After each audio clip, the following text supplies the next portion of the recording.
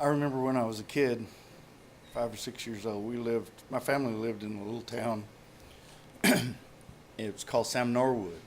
None of you have ever heard of it. It was right off the Caprock on the Texas-Oklahoma border. And I don't know what it is about that part of the world, the country, but something about the wind forces or something. Anyway, when the season was about to change, spring or fall, there was hellacious thunderstorms that would come up, and in those days, we didn't have like weathermen, or we didn't even have a TV. As a matter of fact, everybody in that little community had a barometer, and storms would blow up, and it would be hailing and blowing and everything else, and everybody would look around and watch the barometer. And when the barometer pressure started dropping, low pressure, that was the time when things were getting serious, and everybody packed up. My folks would pack us up, kids up. Everybody in this little town would pack up, and there was a big cellar in the middle of the town, and we would all go to the cellar. And I remember seeing three of the biggest, the sound was incredible.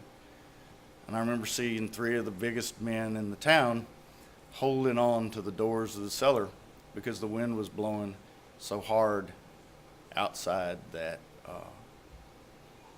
it took all of their strength to keep the door down on the cellar. And we would be in there all to huddle together. We were afraid of scorpions because there were scorpions down there. And storm would subside, and you'd walk up out of the cellar, and you never knew. Maybe the neighbor's barn was going to be gone. Maybe somebody's house was going to be damaged significantly. Whatever. But you came up, and you went home and waited, and the next day the community started building back. This last week was the election, and they kept using the metaphor in the election coverage of a tsunami.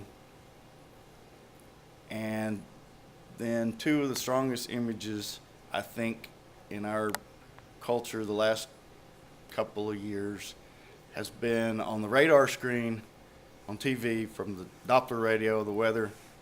There was big red mass out in the Gulf, Hurricane Katrina. There was another big red mass out there, Hurricane Ike.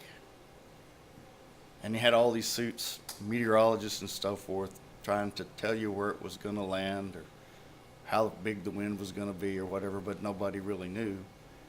You just knew, you watched it with some kind of fear and admiration and wonder, and you wondered what was going to happen. And that's kind of the way I feel right now at ANVID. It's like looking out all over the cultural and world viewpoint. It's like the Doppler radar, and there's storms out there, and nobody knows. There's lots of people that want to know and want to tell you.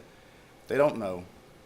So I think the important thing at this point is to figure out where the shelters are, where's the cellars, and to start watching those barometers and prepare ourselves, prepare each other to go to the cellar and hopefully come up and know what's gone and what's here and what to start rebuilding.